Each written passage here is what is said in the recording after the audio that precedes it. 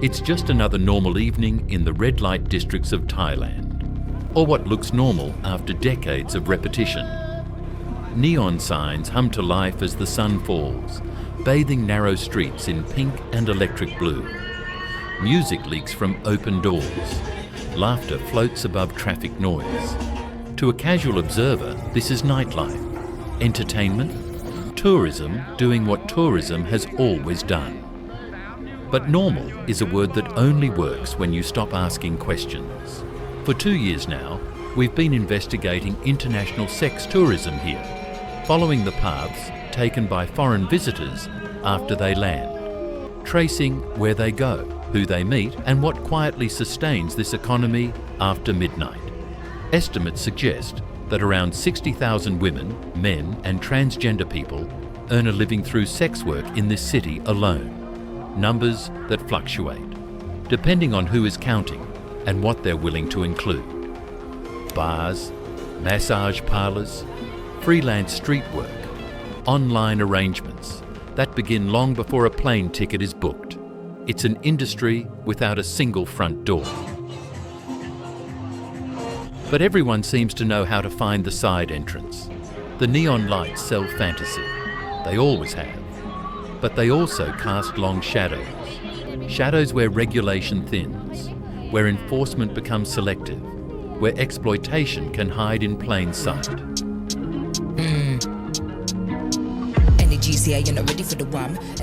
An old German man walks slowly down the street, hand in hand with a young Thai girl. No one stares, no one intervenes. In places like this, age gaps stop raising eyebrows long before they stop raising questions. And in many of these bars, behind curtains and back staircases, investigations have repeatedly uncovered cases where minors were sexually exploited, passed through systems designed to look consensual from the outside. The night doesn't feel dangerous. That's part of its power. Flights from Frankfurt, Munich, Berlin land daily. Retirees, divorced men, widowers, men who work their entire lives in countries where aging means invisibility. In Thailand, they are noticed again. The currency exchange alone transforms them.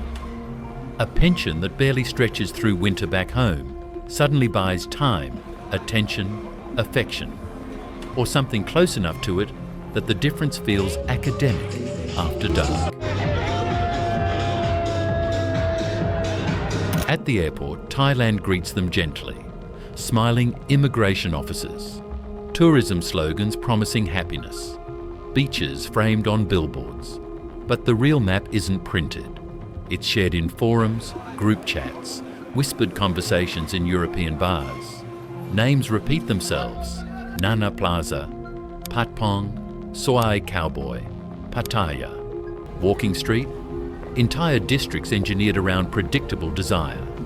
By the time a taxi drops them off, the city already knows why they've come. Where you need to go, we got one bar, Soy 6, go-go bars, Ladyboy bar, rock bar. Inside the bars, the choreography begins immediately. Women sit in rows, dresses identical in cut, but not in price. Numbers are clipped to fabric or memorized by staff. Drinks are ordered not for thirst, but for signalling. A bell rings, marking another transaction disguised as celebration. On paper, it's entertainment. In practice, it's a marketplace calibrated to minimize friction and maximize repetition. Then one drink is 400. The German men don't arrive all at once. They drift in, some alone, some in groups that dissolve within minutes. They've learned the etiquette. Don't ask direct questions. Don't rush. Let the system work. Many of them return to the same bar night after night, drawn not by novelty, but by familiarity. A remembered name, a practiced smile, a sense, however fragile, that this connection is different from the others. The women learn quickly who is temporary and who might stay. Outside Bangkok, the pattern intensifies. Pattaya rises from the coast like an answer to a question no one admits asking. By day, it performs normality. Families, jet skis, shopping malls. By night, it sheds the disguise. Walking Street glows so brightly it seems to pulse. Freelancers lean against railings, scrolling through phones, negotiating prices without speaking.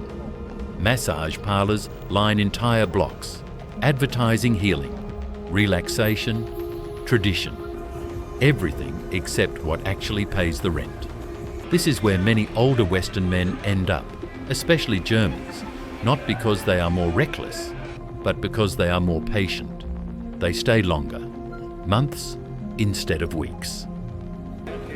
They rent apartments, learn survival time, become part of the scenery. Some marry, some sponsor families they've never met, some slowly run out of money while pretending nothing has changed. Online, the relationships begin long before arrival. Dating apps blur into escort platforms. Romance scams mix seamlessly with genuine arrangements. A woman messages good morning every day. She remembers birthdays. She listens. Money flows quietly. School fees, medical bills, emergencies that arrive with suspicious regularity. When the man finally lands, the airport pickup feels like a reunion. Flowers, smiles, photos sent back to Germany as proof that this is real. For a while, it is. But the system doesn't rely on belief. It relies on turnover. When one arrangement ends, another waits. Bars refill, rooms reset. Names are forgotten faster than they were learned. The men warn each other in online forums about scams, about police, about which places are safe. They keep coming anyway, and beneath it all, another Thailand watches. Taxi drivers who know exactly where to go, but never ask why. Police checkpoints that appear and disappear, depending on who is paying attention. Families in rural provinces waiting for transfers that arrive just often enough to justify the silence surrounding how they're earned. By morning, the city resets. Neon shuts down. Streets are washed. Monks walk past the same doors that stayed open all night. The beaches look exactly like the brochures promised. And if you weren't here after dark, you might never know what happens when the lights turn back on. But tonight, the neon is still glowing, and the story is far from over. The night doesn't announce itself when it crosses a line. It just keeps going. After midnight, the crowds thin, but the transactions don't stop. They move indoors, upstairs, behind doors that close softly. In the red light districts, the loudest hours are for spectacle, for tourists still pretending they wandered in by accident. The later hours belong to regulars, men who know the staff by name, women who no longer bother with sales pitches. This is where the system becomes most efficient and therefore most invisible. Among the foreigners who stay, Germans stand out not by volume, but by permanence. Thailand has quietly become a retirement extension of Europe. Pensions stretch further here. Healthcare is affordable. Loneliness is easier to anesthetize. In coastal cities and Bangkok suburbs, entire apartment buildings house men who came for a few weeks and never left. They tell friends back home they found peace. They don't mention the nights. Many of these men arrive after something ends. A marriage, a career, a sense of relevance. In Germany, aging can feel like a slow erasure. In Thailand, age transforms into leverage. Grey hair becomes status. Wrinkles become proof of stability. The imbalance is immediate and structural, long before a single word is spoken. Bars know this. So do the women.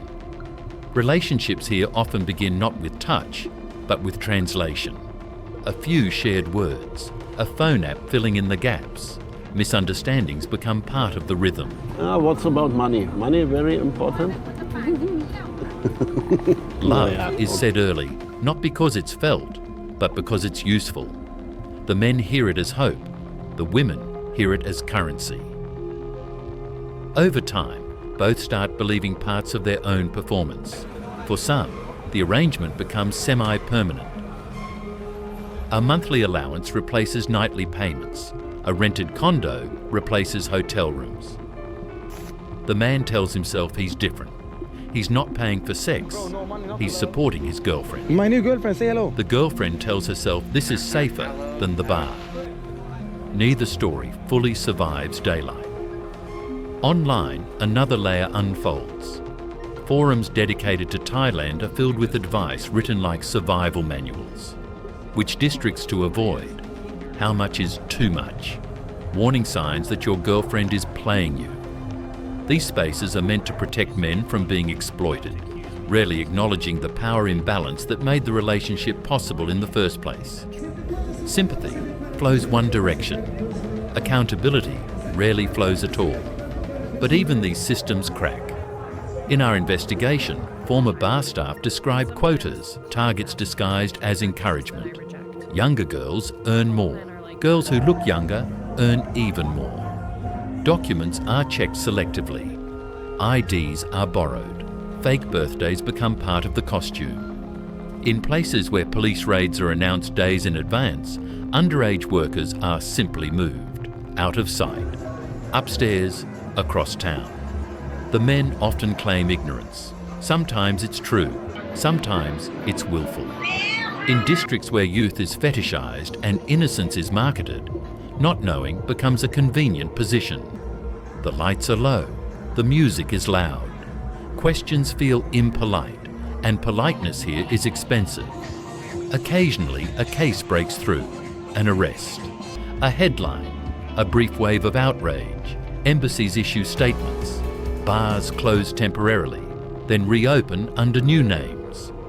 The structure remains intact because demand does, because flights keep landing, because the economy, formal and informal, has learned how to absorb scandal without changing shape.